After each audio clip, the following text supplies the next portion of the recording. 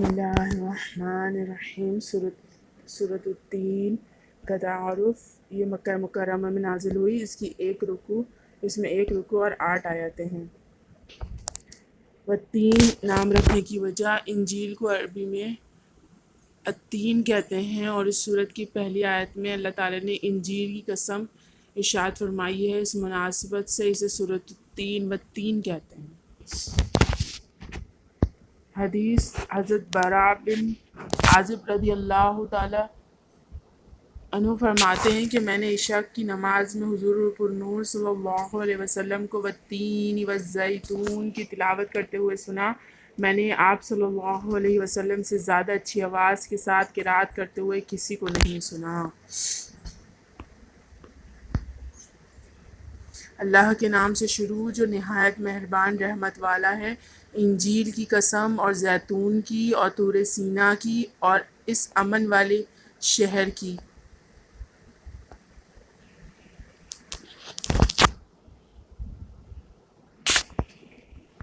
انجیل اور زیتون کے بارے میں احادیث۔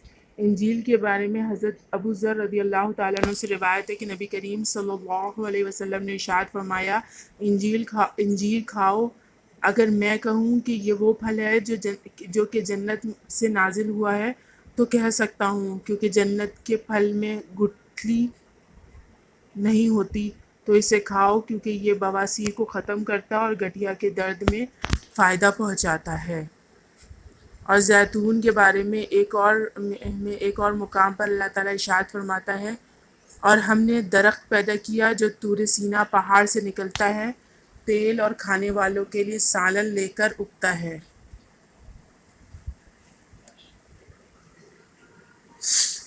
اور حضرت معاذ بن جبل رضی اللہ تعالیٰ عنہ سے روایت ہے کہ حضور پر نور صلی اللہ علیہ وسلم نے ارشاد فرمایا، برکت والے درخت زیتون کی مسواک بہت اچھی ہے، کیونکہ یہ منہ کو خوشبودار کرتی ہے اور اس کی بدبو زائل کرتی ہے۔ یہ میرے اور مجھ سے پہلے انبیاء کرام علیہ السلام کی مسواک ہے۔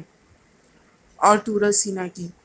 طور وہ پہاڑ ہے جس پر اللہ تعالیٰ نے حضرت موسیٰ علیہ السلام کو اپنے ساتھ کلام کرنے سے مشرف فرمایا، اور سینا اس جگہ کا نام ہے جہاں وہ پہاڑ واقع ہے، اور اس جگہ کو سینا اس کی خوش منظر ہونے یا مبارک ہونے کی وجہ سے کہتے ہیں۔ بعض مفسرین کے نزدیک طور سینا سے مراد خوش منظر یا مبارک پہاڑ ہے، اور بعض مفسرین کے نزدیک ہر اس پہاڑ کو طور سینا کہتے ہیں جہاں کثرت سے پھلدار درخت ہوں۔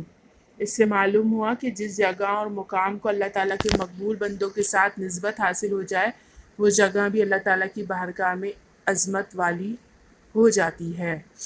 اور اس امن والے شہر کی، یعنی اس سے مراد مکہ مکرمہ کی قسم ہے۔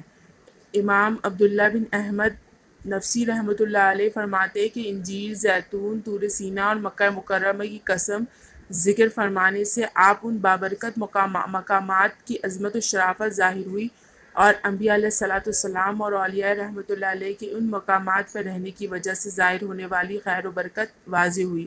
چنانچہ جس جگہ انجیل اور زیتون اگتا ہے وہ حضرت ابراہیم علیہ السلام کی ہجرت گاہ ہے، اور حضرت عیسیٰ علیہ السلام کی ولادت اور پرورش بھی اسی جگہ ہوئی۔ طور وہ جگہ ہے جہاں حضرت موسیٰ کو ندا دی گئی، اور مکہ مکرمہ میں تاجدار رسالت صلی اللہ علیہ وسلم کی ولادت ہوئی۔ اسی شہر میں آپ صلی اللہ علیہ وسلم نے اپنی نبوت اور رسالت کا اعلان فرمایا، اور اسی شہر میں خانہ کعبہ ہے جس کی طرف منہ کر کے پوری دنیا کے مسلمان نماز پڑھتے ہیں۔ ترجمہ کنز العرفان۔ بے شک یقیناً ہم نے آدمی کو سب سے اچھی صورت میں پیدا کیا۔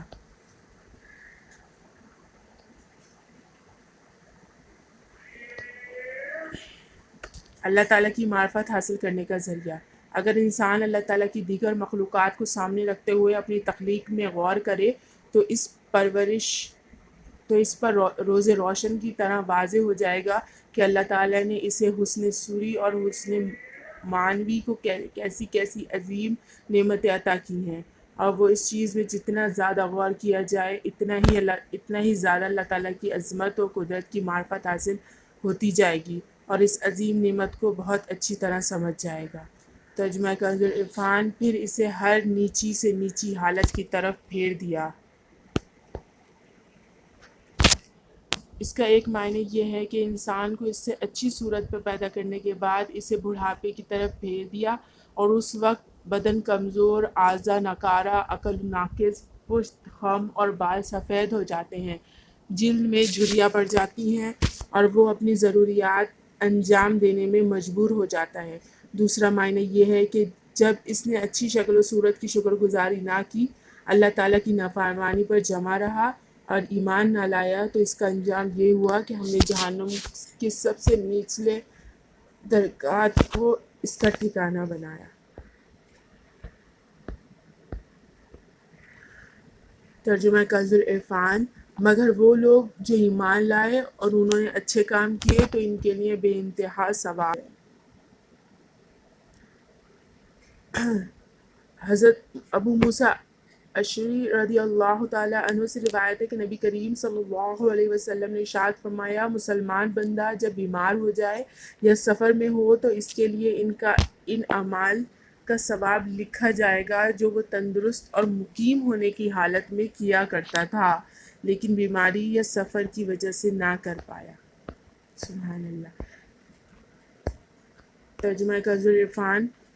تو اب کون سی چیز تجھے انصاف کے جھٹلانے پر آمادہ کرتی ہے؟ کیا اللہ سب حاکموں سے بڑھ کر حاکم نہیں؟